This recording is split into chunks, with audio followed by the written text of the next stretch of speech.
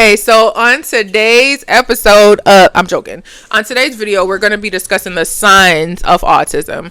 What makes this video a little special, a little different, is we're not only discussing the typical signs of autism, we're also going to go over the biomedical signs. These are the signs a lot of people don't think about. It's a lot of, I'm not sure if it's due to, just a lack of knowledge being out there, or things that we ignore.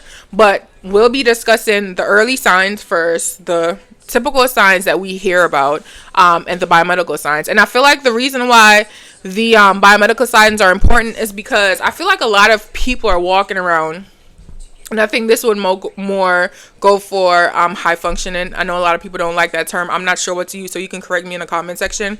But people on the higher end of the spectrum, go around undiagnosed because we are not aware of the different signs to look for. But nonetheless, my channel is about kids, so it's childhood autism. We're not going to touch on the adults. I have no expertise when it comes, to autistic adults. So let's get into it.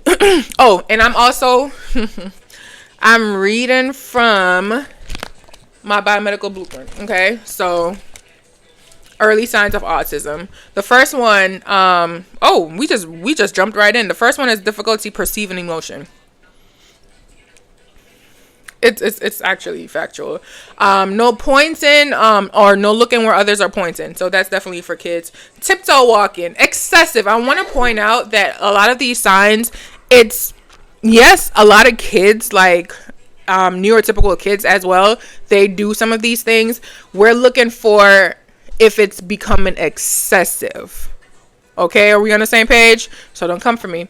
Not responding to their name, not responding or following verbal commands, using limited hand gestures, not engaging in interactive games, unusual reactions to sensory input, lining objects up. If it's excessive, if I have to reiterate, attachment to routine, not displaying appropriate facial expressions to reflect emotion, limited lack of eye contact, limited interest in others, difficulty with social interaction, difficulty with nonverbal communication, repetitive speech or behavior.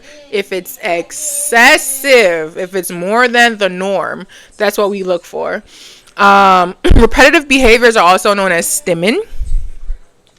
And it doesn't look the same in all kids on the spectrum. Stimming is actually, it looks different in every child.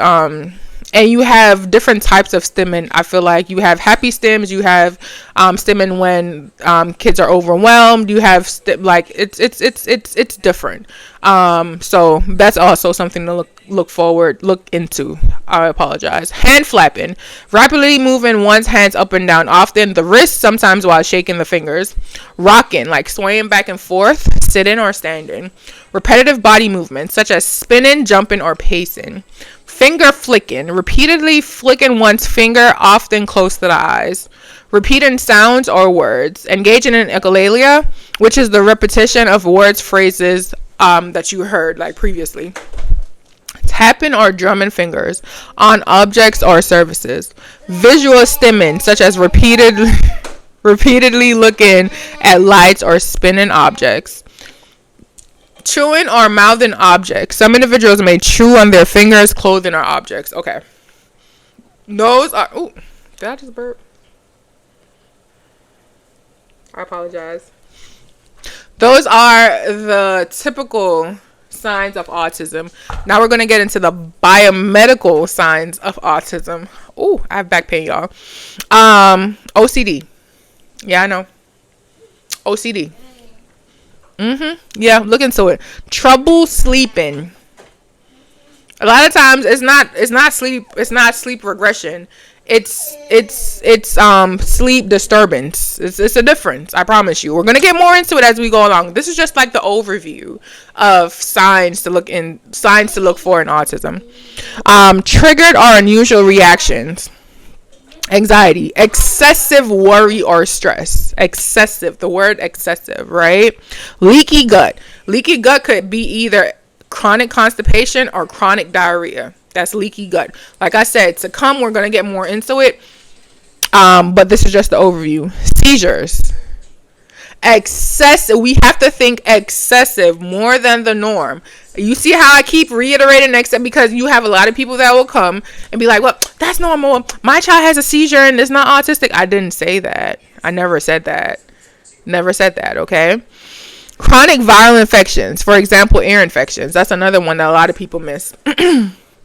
Unusual eating habits, basically put non-food objects in their mouth. Excessive, y'all. If I have to, I'm not saying excessive no more. So if I see any comments saying, then I'll be like, I can tell you to listen to the video.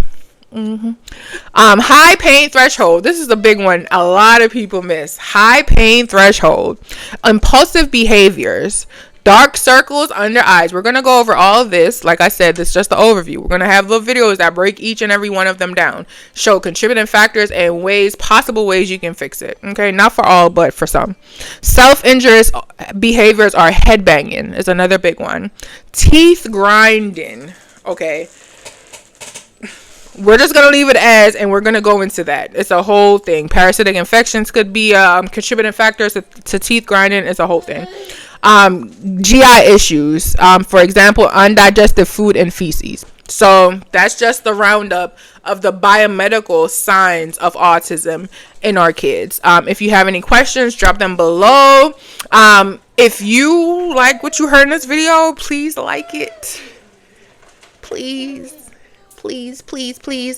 If you think somebody can use the information in the video, could you share it? I'd appreciate it so much. But I'll see you on the next one. Bye.